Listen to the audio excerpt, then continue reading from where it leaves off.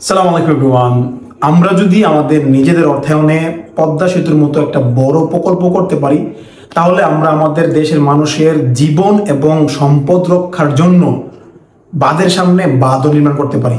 আমরা আর আমাদের কথিত বন্ধুর ছেড়ে দেওয়া পানিতে ডুবে থাকতে চাই না। আমরা দেখতে চাই না আমাদের দেশের হতদরিদ্র মানুষগুলোর যাদের একমাত্র আশ্রয়স্থল যে ঘরটি সেটি পানির নিচে ডুবে থাক। আমরা আর দেখতে চাই না আমাদের দেশে সদ্য জন্মগ্রহণ করা নবজাতক পানির মধ্যে ভাসমান।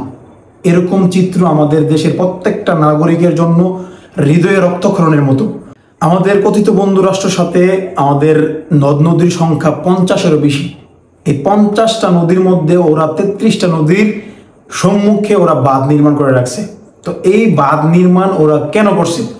যদিও ওরা আমাদেরকে বন্ধু দাবি করে, ওরা আমাদেরকে বন্ধুর মতো ট্রিট করে না, ওরা প্রতিনিয়ত আমাদেরকে শত্রুর মতো ট্রিট করতেছে। তো আমরা আর পিছিয়ে থাকতে চাই না। আমরা চাই না আর ওদের দ্বারা নির্যাতিত হবে, নিপীড়িত হতে। আজকে ওদের অনিয়ন্ত্রিত পানি ছেড়ে দেওয়ার কারণে আমাদের কসবা, খাউড়া, কুমিল্লা, ফেনী, অসংখ্য জেলা, অসংখ্য মানুষ, অসংখ্য পরিবার পানির নিচে তলিয়ে গেছে। এই যে দুর্ভোগ, এই যে দুর্দশা, এই সব কিছুর দায় বা কেন্দ্রবিন্দু হচ্ছে আমাদের কথিত বন্ধু রাষ্ট্র। এই দায়ভার কি ওরা নিবে? কখনোই ওরা নিবে না।